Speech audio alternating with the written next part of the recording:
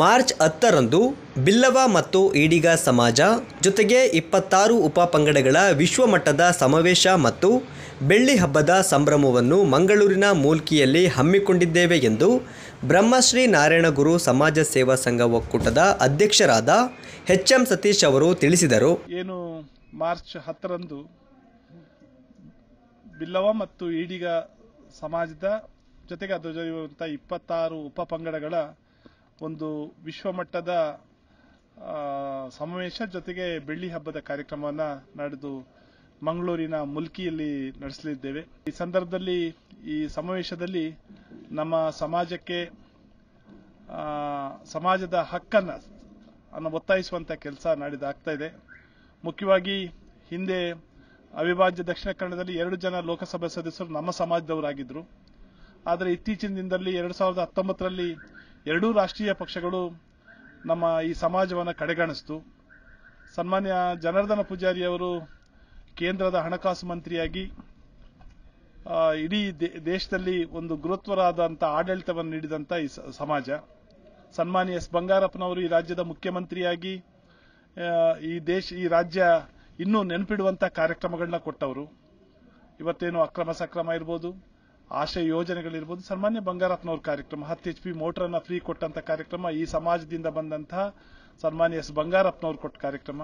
ಆದರೆ ಇವತ್ತು ಎಲ್ಲೋ ಒಂದು ಕಡೆಯಿಂದ ಈ ಸಮಾಜಕ್ಕೆ ರಾಜಕೀಯ ಪ್ರಾತಿನಿಧ್ಯ ಕಳ್ಕೊಳ್ಳುವಂತ ಸ್ಥಿತಿ ಒದಗಿದೆ. ಇಂಥ ಸಂದರ್ಭದಲ್ಲಿ ಈ ಸಮಾವೇಶದ ಮೂಲಕ 2 ರಾಷ್ಟ್ರೀಯ ಪಕ್ಷಗಳಿಗೆ, ಅದು ಭಾರತೀಯ ರಾಷ್ಟ್ರೀಯ ಕಾಂಗ್ರೆಸ್ ಪಕ್ಷ ಇರ್ಬೋದು, ಭಾರತೀಯ ಜನತಾ ಪಾರ್ಟಿ ಇರ್ಬೋದು, 2 ಪಕ್ಷಗಳಿಗೂ ಈ ಸಂದರ್ಭದಲ್ಲಿ ಈ ಸಮಾವೇಶದಲ್ಲಿ ಒತ್ತಾಯಿಸುವುದೇನೆಂದ್ರೆ, ಈ 2 ಅವಿಭಾಜ್ಯ ದಕ್ಷಿಣ ಕನ್ನಡ ಜಿಲ್ಲೆಯಲ್ಲಿ ನಮ್ಮ ಸಮಾಜದ ಮುಖಂಡರುಗಳು ಯಾರ್ಯಾರು ಲೋಕಸಭೆಯ ಹಿಂದೆಲ್ಲ ಸಂಸದರಾದಂತಹವರು ನಮ್ಮಲ್ಲಿದ್ದಾರೆ, ಅವರಿಗೆಲ್ಲ ಈ ಸಲ ಪ್ರಾತಿನಿಧ್ಯ ಕೊಡಬೇಕು ಅನ್ನೋದು ಒಂದು. ಜೊತೆಗೆ ಇವತ್ತೇನು ಹಿಂದಿನ 2019ರಿಂದ 2023ರಲ್ಲಿ ಇದ್ದಂತ ಸನ್ಮಾನ್ಯ ಎಸ್.ಆರ್. ಬೊಮ್ಮಾಯಿರವರ ಸರ್ಕಾರ, ಬಸವರಾಜ ಬೊಮ್ಮಾಯಿರವರ ಸರ್ಕಾರ ನಿಗಮವನ್ನು ಸ್ಥಾಪನೆ ಮಾಡಿತು. ಆದರೆ ನಿಗಮಕ್ಕೆ ಯಾವುದೇ ರೀತಿಯಾದಂತಹ ಸೌಲಭ್ಯಗಳನ್ನ ಕೊಡದೆ ಇವತ್ತು ಈ ಸಲದ ಬಜೆಟ್, ಸನ್ಮಾನ್ಯ ಸಿದ್ದರಾಮಯ್ಯನವರ ಬಜೆಟ್ನಲ್ಲೂ ಸಹ ಈ ಒಂದು ಸಮಾಜದ ಬ್ರಹ್ಮಶ್ರೀ ನಾರಾಯಣಗುರು ನಿಗಮಕ್ಕೆ ಯಾವುದೇ ಅನುದಾನದ ಸಂಪನ್ಮೂಲದ ಇಡುವುದರಲ್ಲಿ ಸರ್ಕಾರ ವಿಫಲ ಆಗಿದೆ. ಆದರೆ ಈ ಸಂದರ್ಭದಲ್ಲಿ ನಾವು ಸರ್ಕಾರವನ್ನ ಒತ್ತಾಯಿಸ್ತೇವೆ. ಏನು ಇವತ್ತು ಬಜೆಟ್ ಮೇಲೆ ಚರ್ಚೆ ಆಗ್ತಿದೆ, ಈ ಸಮಾಜ ಸುಮಾರು 15 ಲಕ್ಷ ಜನ ಈ ರಾಜ್ಯದಲ್ಲಿ ನಮ್ಮ ಜನಸಂಖ್ಯೆ ಇದೆ. ಹಾಗಾಗಿ ಈ ನಿಗಮಕ್ಕೆ ಬೇಕಾದಂತಹ ಸಂಪನ್ಮೂಲದ ವ್ಯವಸ್ಥೆಯನ್ನ ಈ ಸಲದ ಏನು ಬಜೆಟ್ ಮೇಲೆ ಚರ್ಚೆ ಆಗುವ ಸಂದರ್ಭದಲ್ಲಿ ಸನ್ಮಾನ್ಯ ಸಿದ್ದರಾಮಯ್ಯರು ಘೋಷಣೆ ಮಾಡಬೇಕು ಅನ್ನೋ ಒತ್ತಾಯವನ್ನು ಮಾಡ್ತಾ, ಒತ್ತಾಯ ಮಾಡದಿದ್ರೆ ಮುಂದಿನ ದಿನದಲ್ಲಿ ನಮ್ಮದೇ ಆದಂತಹ ಹೋರಾಟವನ್ನ ಮಾಡುವ ಅನಿವಾರ್ಯತೆ ಆಗಬಹುದು ಅನ್ನೋದು ಇರುವಂತಹ ವಿಚಾರದಲ್ಲಿ ನಗರದ ಸುದ್ದಿಗೋಷ್ಠಿಯಲ್ಲಿ ಮಾತನಾಡಿದ ಅವರು, ಹೆಚ್ಚಿನ ಸಂಖ್ಯೆಯಲ್ಲಿ ಸಮಾಜದ ಬಾಂಧವರು ಆಗಮಿಸಿ ಕಾರ್ಯಕ್ರಮದ ಯಶಸ್ವಿಗೆ ಸಹಕರಿಸಬೇಕು ಎಂದು ಕೋರಿದರು. ನಾಡ್ದು 10ನೇ ತಾರೀಕು ಈ ಸಮಾವೇಶವನ್ನ ನಡೆಸುತ್ತಿದ್ದೇವೆ.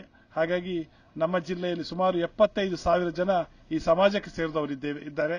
ಹಾಗಾಗಿ ಈ ಸಮಾವೇಶದಲ್ಲಿ ತಾವೆಲ್ಲ ಬಂದು ಭಾಗವಹಿಸಿ ಸಮಾವೇಶವನ್ನ ಯಶಸ್ವಿಗೊಳಿಸಬೇಕು ಅಂತ ಹೇಳಿ ತಮ್ಮ ಮಾಧ್ಯಮದ ಮೂಲಕ ಮನವಿ ಮಾಡಿಕೊಳ್ತೇವೆ.